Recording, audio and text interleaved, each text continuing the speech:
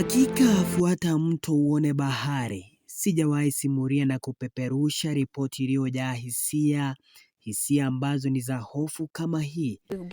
Msichana huyu mwenye umri wa miaka 14 ameyaona yake Musa na pia Firauni. Babake mzazi kampa mimba na kumwambukiza virusi vya ukimwi. Si virahisi kukubali hili, ila unayosikia ni kweli. N'umugore nagenda muri ndyamana nawe ntanyishe ndabyanga mbyanza arambwira ati ntubibwira mama wawe nzakwicana nawe. Jambo ambalo halipendezi kuona yeye na mamake wakinyonyesha watoto wa baba mmoja. Kando na hayo, wanaishi maisha ambayo ni maisha ya fukara. Uchochole unazidi kupiga hodi nyumbani kwao. Linaloumiza na kuvuja moyo ni kwamba mbona babake kamtenda tendo hili la unyama, na pia jambo hili limemwathiri vipi msichana huyu. Ndio maana kapiga guu moja guu pili kuwatembelea kujua mengi, na huu ni ushuhuda wao. My name is Deborah. I am 16 years old and I was born into a family of 12 children. But now we are 9 because some of them have died. I am the oldest girl.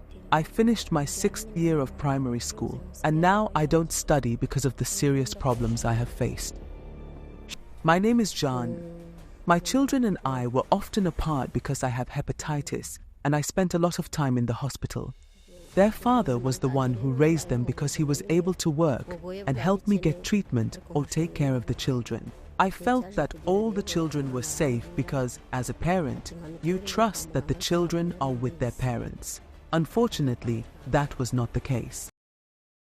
Hakika baba kabadili kuwa mwewe, mnakuku na kifaraga. My father often said that I was not his child and that my mother had brought me from somewhere else. This troubled me deeply. Eventually, my father started forcing me to him.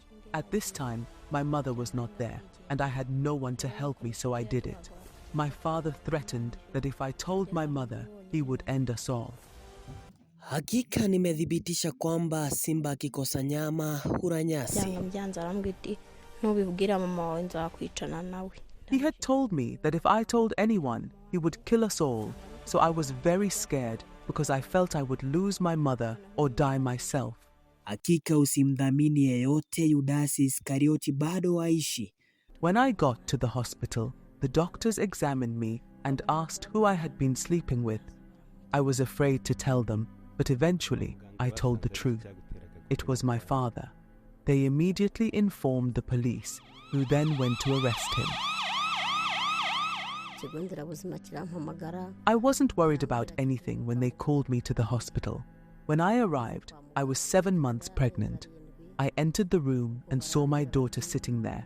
The doctors told me not to panic and asked my daughter to explain her situation. She told me she was pregnant and had been diagnosed with AIDS and syphilis. I was shocked and immediately asked her who did it. The doctors said they couldn't tell me, but someone had to show me. A car took us to the police station, and there I found out it was my husband. The shock was too much for me, and I went into labor, giving birth to a premature baby at 7 months. Boniface Kariuki, BK News.